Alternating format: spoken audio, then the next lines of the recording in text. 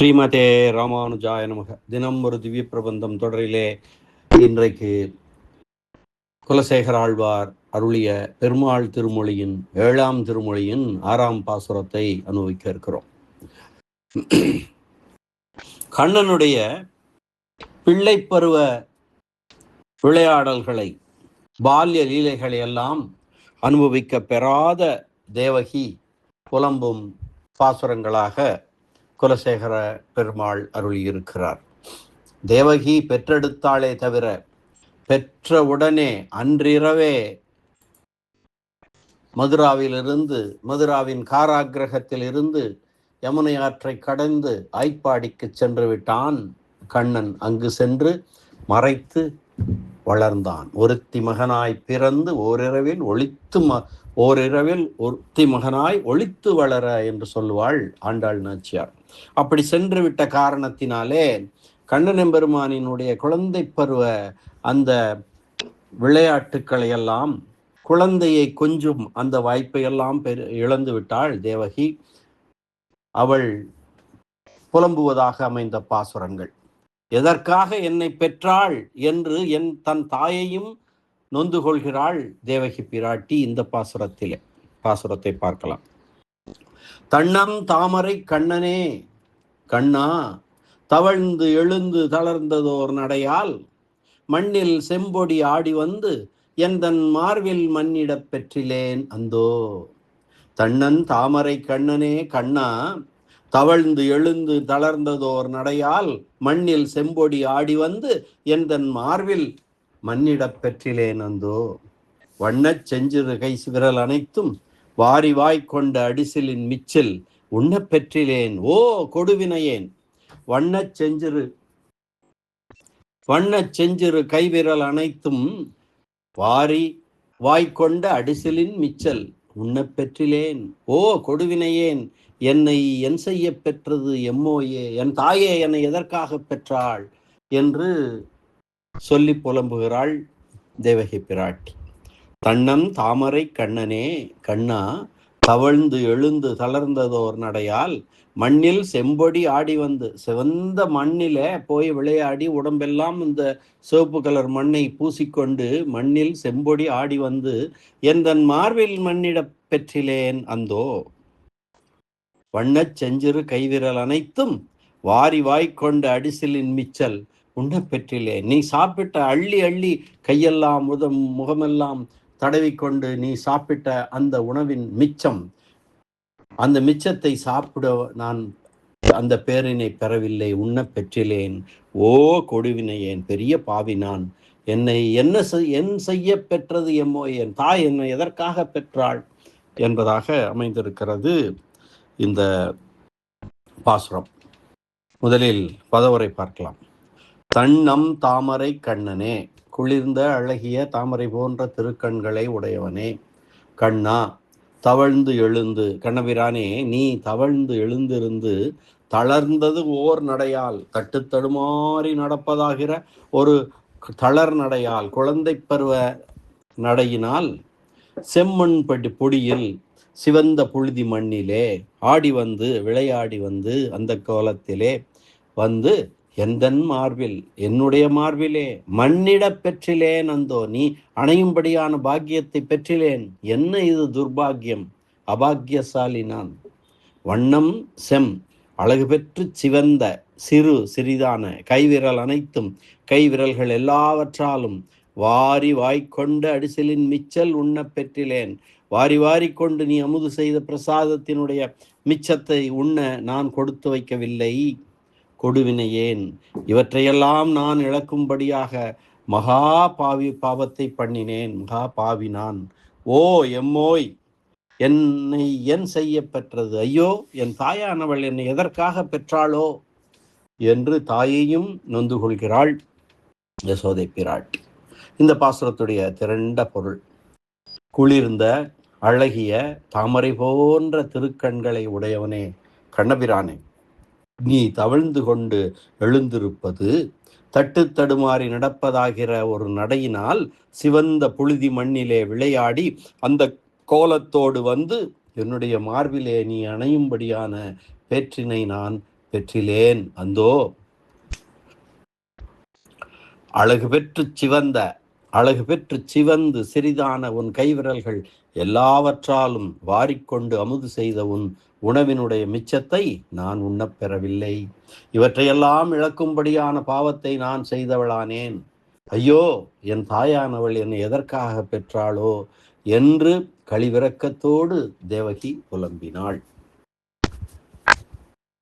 என் தாயானவள் என்னை என் செய்ய பெற்றது எம்மோயே என்று கேட்கிறாள்.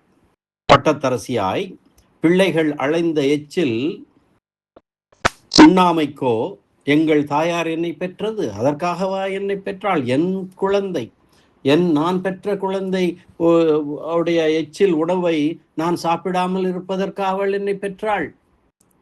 அதுவும் பட்டத்தரசியாய் பெற்றாள். என்னவென்றால் உலக இயற்கை என்ன? பட்டத்தரசிகள் குழந்தை பெற்றவுடனே வேறொருவரிடம் வளர்க்க விட்டு விடுவார்கள், செவிலித்தாயிடம் விட்டு விடுவார்கள். ஆகையாலே அவர்கள் எச்சில் உண்ணமாட்டார்கள் என்பது ஒரு பொது விதியாக இருந்தது. ஆனால் தேவகி பிராட்டியோ அவன் எச்சிலை உண்ணவில்லையே என்று ஏங்கி, மகா பாவி, இப்படிப்பட்ட பாவியை எதற்காக பெற்றாள் என் தாய் என்று சொல்லும் அளவுக்கு அவளுடைய மனம் இருக்கிறது. செம்மண் பொடியில் தவழ்ந்து ஆடி எழுந்து தளர்ந்ததோர் நடையால் வந்து எந்தன் மார்பில் மண்ணிடப் பெற்றிலேன் என்று சேர்த்து கொண்டு கூட்டி அன்வைத்து பொருள் கொள்ளுதல் மிகவும் சிறப்பாக இருக்கும். செம்மண் பொடியில் தவழ்ந்து ஆடி எழுந்து தளர்ந்ததோர் நடையால் வந்து எந்தன் மார்பில் மண்ணிடப் பெற்றிலேன். இது சரியான பொருளை உடனடியாக நமக்கு தரும்.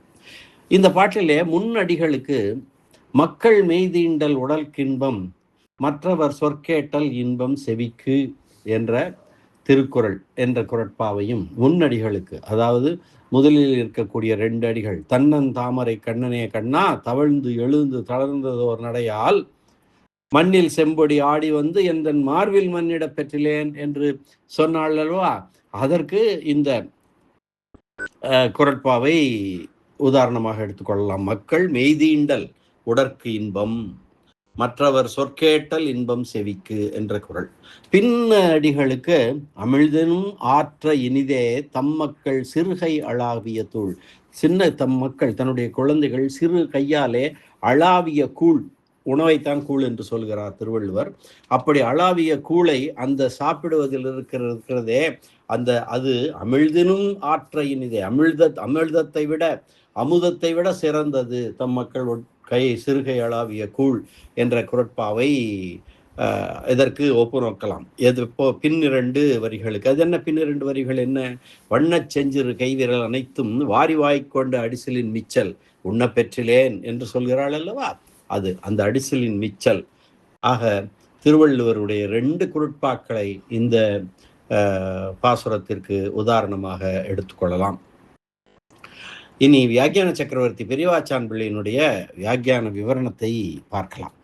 தன்னன் தாமரை கண்ணனே கண்ணா, குளிர்ந்து அழகிய தாமரை பூவை போல மலர்ந்த திருக்கண்களை உடைய கிருஷ்ணனே, தவழ்ந்து எழுந்து தளர்ந்ததோர் நடையால், தவழ்ந்து எழுந்திருக்க முயல்வது, நடக்கத் தொடங்குவது, தடுமாறுவதாயிருக்கும் தளர் நடையாலே, தவழ்ந்து எழுந்து தளர்ந்ததோர் நடையால் மண்ணில் செம்பொடி ஆடி வந்து எந்தன் மார்பில் மண்ணிட பெற்றிலேன் அந்தோ.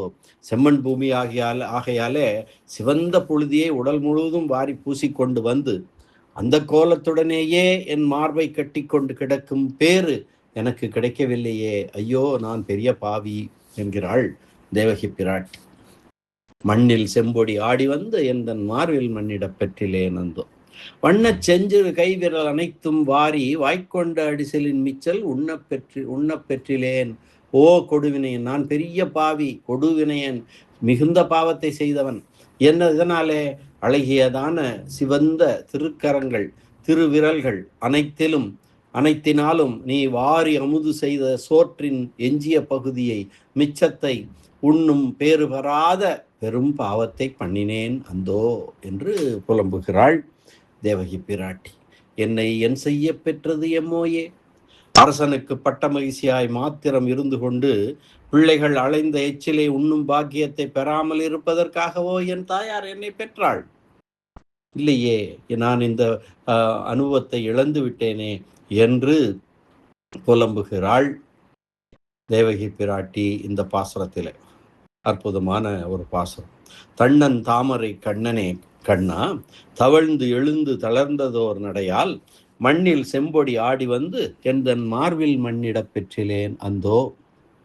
பண்ணச் செஞ்சிறு கைவிரல் அனைத்தும் வாரி வாய்க்கொண்ட அடிசலின் மிச்சல் உண்ணப் பெற்றிலேன் ஓ கொடுவினையேன், என்ன என் செய்ய பெற்றது எம்மோயே என்கிறாள்.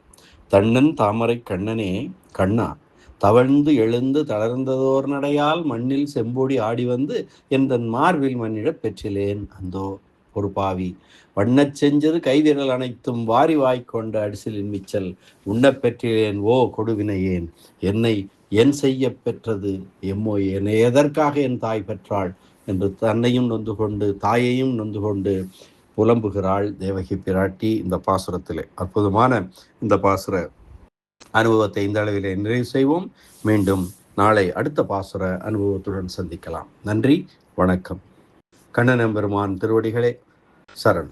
சேரலர்கோன் கொல்லிகாவலன் கூடல் நாயகன் கோழிக்கோன் குலசேகர பெருமாள் திருவடிகளே சரணம்.